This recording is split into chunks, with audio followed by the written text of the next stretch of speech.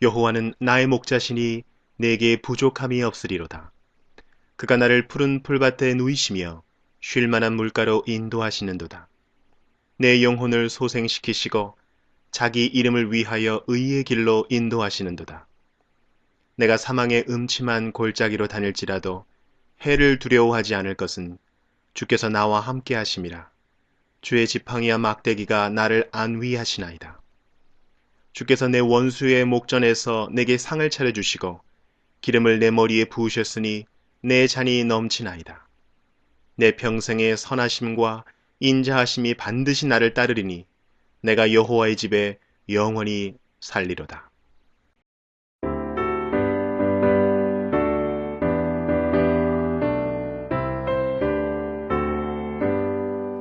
이날은 주님 정하신 참 기쁜 날일세.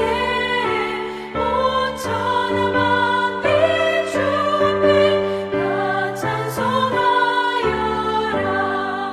주 오늘 부활하시고 사망을 이겼네. 구주를 믿는 성도들 그 복음 전하세. 만왕의 왕이 예수께 호산나 부르세. 이날에 주가 오셔서 다 구원하시리.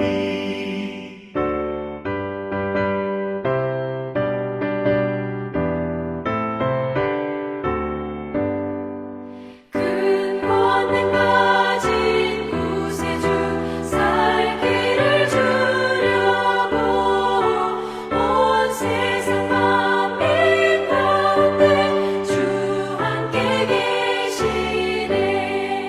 이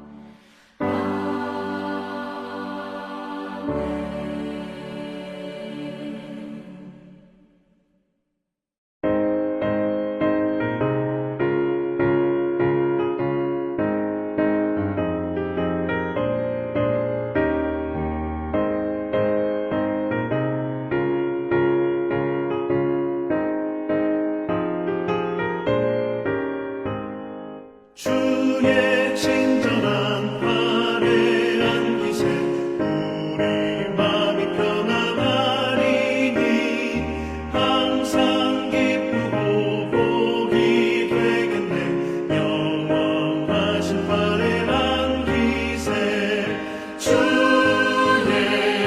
발에 그 크신 발에 안기세 주의 발에 영원하신 발에 안기세 날이 갈수록 주의 사랑이 두루 광명하게 비치고 천성 가는 길 편히 가리니 영원하신 발에 안기세 주의 발에 그 크신 발에 안기세 주의 발에 영원하신 발에 안기세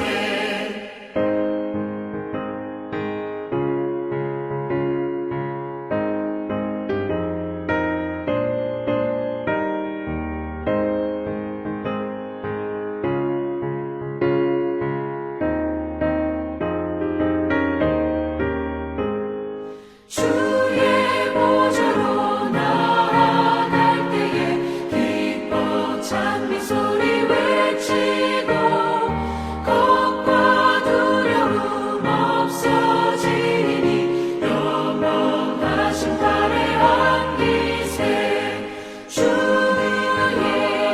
좌에 그 크신 발에 안기세 주의 좌에 영원하신 발에 안기세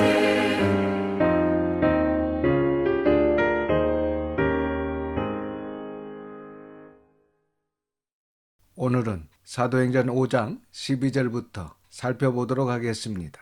12절입니다. 사도들이 손을 통하여 민간의 표적과 기사가 많이 일어나며 믿는 사람이 다 마음을 같이하여 솔로몬 행각에 모이고 이렇게 믿는 사람이 마음을 같이하여 성전 안에 있는 솔로몬의 행각에 모였다 라고 말씀하고 있습니다. 지난 시간에도 살펴봤듯이 초대교회의 특징은 마음을 같이했다는 것입니다. 그래서 교회 내에서 우리 성도들이 마음을 같이하는 것이 굉장히 중요합니다. 13절과 14절입니다. 그 나머지는 감히 그들과 상종하는 사람이 없으나 백성이 칭송하더라. 믿고 주께로 나아오는 자가 더 많으니 남녀의 큰 무리더라. 13절에 그 나머지는 종교 지도자들 그리고 믿지 않는 백성들을 이야기합니다. 그러니까 유대 종교 지도자들과 믿지 않는 사람들은 그들을 통해 일어나는 하나님의 능력을 놀라워하면서도 감히 사도들과 믿는 사람들을 가까이 하지 않았다는 것입니다. 하지만 당시 백성들은 사도들과 성도들의 위대한 점을 칭찬하고 존경했을 뿐만 아니라 많은 사람들이 예수님을 믿게 되었습니다. 15절과 16절입니다. 심지어 병든 사람을 메고 거리에 나가 침대와 요 위에 누이고 베드로가 지날 때에 혹 그의 그림자라도 누구에게 덮일까 바라고 예루살렘 부근에 수많은 사람들도 모여 병든 사람과 더러운 귀신에게 괴로움 받는 사람을 데리고 와서 다 나음을 얻으니라. 이렇게 초대교회가 세워지는 초창기에는 사도들을 통해 많은 표적과 기사가 일어났습니다. 하지만 초대교회가 세워지고 그리고 성경 66권이 완성되는 이후에는 이런 표적과 기사는 급격히 줄어든 것을 교회 역사를 통해 알 수 있습니다. 그래서 이런 표적과 기사는 그 표적과 기사 자체가 의미 있는 것이 아니라는 사실을, 그러니까 표적과 기사가 목적이 아니라는 것을 우리는 알아야 합니다. 이것은 사도들이 전하는 복음을 확증하는, 즉 말씀의 강력한 증거로 필요했던 것입니다. 이렇게 당시 사도들을 통해 하나님의 말씀이 힘있게 퍼져나가자 당시 종교 실권자들이 큰 위기감을 느끼게 됩니다. 그래서 사도들을 또다시 단합하기 시작합니다. 17절과 18절입니다. 대제사장과 그와 함께 있는 사람, 즉 사두개인의 당파가 다 마음에 시기가 가득하여 일어나서 사도들을 잡아다가 옥에 가두었더니 17절을 보시면 대제사장과 사두개인의 당파라고 말씀하고 있는데 이 사람들은 당시 유대 종교 실권자들입니다. 그러니까 당시 유대 종교 실권자들이 사도들을 단합하기 시작했는데 이유는 사도들을 통해서 이렇게 표적과 기사가 일어나고 그로 인해 많은 사람들이 예수님을 믿고 따랐기 때문에 그들의 마음의 시기가 가득하게 일어났다는 것입니다. 이것은 이 일로 인해 자신들의 이권이나 기독권의 문제가 생길까봐 염려하고 시기했던 것입니다. 그래서 사도들을 잡아다가 옥에 가두었습니다. 19절과 20절입니다. 주의 사자가 밤에 옥문을 열고 끌어내어 이르되 가서 성전에 서서 이 생명의 말씀을 다 백성에게 말하라 하매 네, 정말 놀라운 일이 일어났습니다. 주의 전사가 옥문을 열고 사도들을 옥에서 나오게 한 후 중요한 말을 합니다. 가서 성전에 서서 이 생명의 말씀을 다 백성에게 말하라고 합니다. 그렇습니다. 사도들이 전하는 이 말씀, 즉 회개하라. 하나님께서 그 아들 예수 그리스도로 말미암아 우리의 죄를 사해 주시고 죽음의 문제를 해결해 주셨다. 그리고 그분을 믿으면 영원한 생명을 얻게 될 것이다. 라는 영생에 대한 말씀입니다. 즉, 이 66권 진리의 말씀을 통해서 하나님의 사랑을 알고 그 하나님을 사랑함으로 영원한 생명을 얻게 된다는 이것이 생명의 말씀입니다. 그래서 지금 우리가 배우고 있는 이 성경 말씀이 유일한 생명의 말씀입니다. 그리고 이 생명의 말씀을 하나도 빼지 말고 다 백성에게 말하라고 하셨습니다. 그래서 지금도 우리에게 명령하십니다. 이 생명의 말씀을 다 모든 사람들에게 말하라. 이것이 우리에게 주어진 가장 큰 명령입니다. 21절입니다. 그들이 듣고 새벽에 성전에 들어가서 가르치더니 대제사장과 그와 함께 있는 사람들이 와서 공회와 이스라엘 족속의 원로들을 다 모으고 사람을 옥에 보내어 사도들을 잡아오라 하니 그래서 사도들이 전사의 말을 듣고 새벽에 성전에 들어가서 하나님의 진리의 말씀, 영생의 말씀을 가르쳤습니다. 그런데 사도들을 옥에 잡아넣은 대제사장과 사두개인들은 그들이 갇혀 있는 줄 알고 사람들을 보내어 잡아오라고 한 것입니다. 22절에서 28절입니다. 부하들이 가서 옥에서 사도들을 보지 못하고 돌아와 이르되 우리가 보니 옥은 든든하게 잠기고 지키는 사람들이 문에 서 있으되 문을 열고 본즉 그 안에는 한 사람도 없더이다 하니 성전 맡은 자와 제사장들이 이 말을 듣고 의혹하여 이 일이 어찌 될까 하더니 사람이 와서 알리되 보소서 옥에 가두었던 사람들이 성전에 서서 백성들을 가르치더이다 하니 성전 맡은 자가 부하들과 같이 가서 그들을 잡아왔으나 강제로 못함은 백성들이 돌로 칠까 두려워함이더라. 그들을 끌어다가 공회 앞에 세우니 대제사장이 물어 이르되 우리가 이 이름으로 사람을 가르치지 말라고 엄금하였으되 너희가 너희 가르침을 예루살렘에 가득하게 하니 이 사람의 피를 우리에게로 돌리고자 함이로다. 앞에 사도행전 4장 18절을 보시면 그들을 불러 경고하여 도무지 예수의 이름으로 말하지 말고 가르치지도 말라 하니 이렇게 사도들을 위협하여 이후에는 예수의 이름으로 아무에게도 말하지 말고 가르치지도 말라라고 엄히 경고한 적이 있습니다. 그러나 4장 19절과 20절을 보시면 베드로와 요한이 대답하여 이르되 하나님 앞에서 너희의 말을 듣는 것이 하나님의 말씀을 듣는 것보다 옳은가 판단하라. 우리는 보고 들은 것을 말하지 아니할 수 없다라고 이렇게 베드로와 요한은 담대하게 이야기했습니다. 그리고 지금 이 순간에도 베드로와 사도들은 그들을 두려워하지 않고 담대하게 그리고 당당하게 대답합니다. 29절에서 32절입니다. 베드로와 사도들이 대답하여 이르되 사람보다 하나님께 순종하는 것이 마땅하니라. 너희가 나무에 달아 죽인 예수를 우리 조상의 하나님이 살리시고 이스라엘에게 회개함과 죄사함을 주시려고 그를 오른손으로 높이사 임금과 구주로 삼으셨느니라. 우리는 이 일의 증인이요 하나님이 자기에게 순종하는 사람들에게 주신 성령도 그러하니라 하더라. 그렇습니다. 진정한 그리스도인이라면 사람보다 하나님께 순종하는 것이 마땅합니다. 예수님만이 우리의 왕이요 구원자이심을 증거해야 합니다. 그리고 하나님께 순종하는 자에게 주신 성령님도 그 일의 증인임을 말씀하고 있습니다. 33절입니다. 그들이 듣고 크게 노하여 사도들을 없이 하고자 할세. 지금 대제사장과 사두개인 유대 종교 지도자들은 사도들이 예수님의 부활과 승천을 증거하며 백성들에게 회개하라고 외치며 생명의 말씀을 가르쳤는데 그들은 자신들이 예수님을 죽였기 때문에 그 책임을 자신들에게 돌리는 것으로 오해를 합니다. 그래서 그들은 사도들의 말에 회개하거나 두려워하는 것이 아니라 오히려 그들을 죽이려고 했습니다. 34절입니다. 바리새인 가말리엘은 율법 교사로 모든 백성에게 존경을 받는 자라.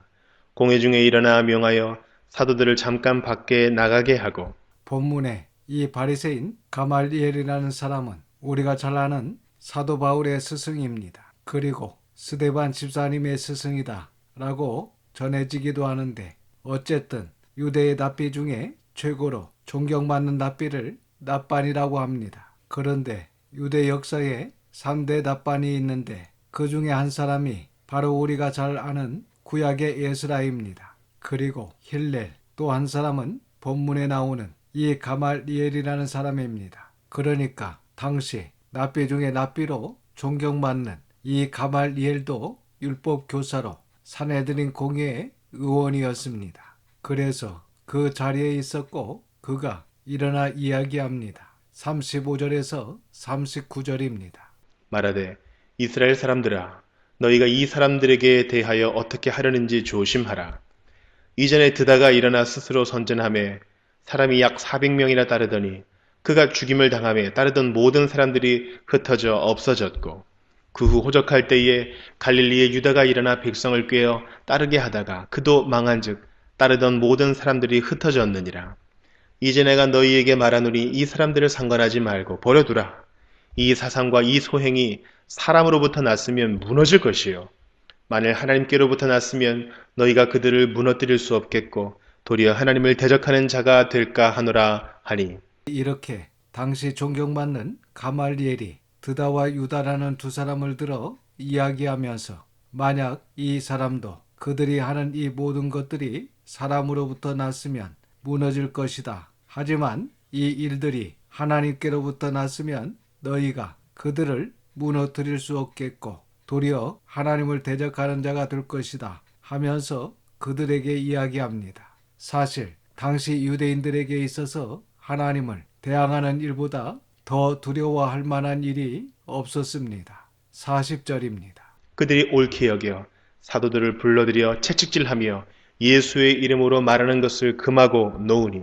이렇게 가말리엘의 이야기를 듣고 사도들을 불러 채찍질하고 다시 한번 더 예수의 이름을 말하는 것을 금하고 놓아 주었습니다. 41절과 42절입니다. 사도들은 그 이름을 위하여 능력 받는 일에 합당한 대로 여기심을 기뻐하면서 공회 앞을 떠나니라.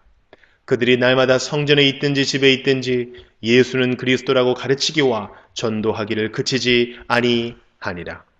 이렇게 사도들은 예수님을 위하여 진리를 위하여 매맞고 모욕당하는 것을 기뻐했다라고 말씀하고 있습니다. 그리고 그들은 이렇게 기뻐하면서 공의 앞을 떠납니다. 여러분, 이것이 바로 세상을 이기는 믿음입니다. 예수님을 위하여 진리를 위하여 손해를 보고 모욕을 당한다 할지라도 이러한 것을 이겨내고 오히려 사도들처럼 기뻐할 수 있는 믿음이 바로 세상이 감당하지 못하는 믿음인 것입니다. 이 시간 저와 여러분 그리고 우리 자녀들에게 이러한 상황에 흔들리는 믿음이 아니라 상황을 초월하는 믿음, 세상을 이기는 믿음이 있기를 주님의 이름으로 축원합니다. 그리고 마지막 42절을 다시 보시면 사도들이 어디에 있든지 예수는 그리스도라고 가르치기와 전도하기를 그치지 아니했다 라고 말씀하고 있습니다. 이것은 교회와 우리 성도들이 반드시 해야 합니다. 이 생명의 말씀을 가르치고 전도하는 일을 쉬지 않고 계속해야 합니다. 주님 오시는 그날까지 내 친구, 내 친척, 그리고 우리 이웃에게 예수님이 그리스도이심을 가르치고 전도하는 일에, 땅끝까지 선교하는 일에 힘쓰는 우리 교회가 될 수 있기를 주님의 이름으로 축원합니다. 기도하겠습니다. 아버지 하나님, 하나님의 거룩하신 이름을 찬양합니다. 오늘도 귀한 말씀을 듣게 하시고 깨닫는 마음을 주셔서 감사를 드립니다. 예수님을 위하여, 진리를 위하여 채찍질 당하고 모욕을 당해도 오히려 이것을 기쁨으로 여기며 더욱 예수는 그리스도라고 날마다 가르치고 전도한 사도들처럼 저희들에게도 이러한 세상이 감당하지 못하는 믿음, 어떤 상황에도 흔들리지 않고 상황을 초월하고 세상을 이기는 믿음을 허락하여 주시옵소서. 이번 한 주간도 하나님의 선한 손에 도우심을 믿고 감사드리며 우리 구주 예수님의 이름으로 기도드립니다. 아멘. 지금은 우리 구주 예수 그리스도의 은혜와 아버지 하나님의 그 크신 사랑하심과 성령님의 감화 감동 역사 충만하심이 모든 성도들과 자녀와 가정 위에 함께 하시기를 우리 구주 예수님의 이름으로 축원하옵나이다. 아멘.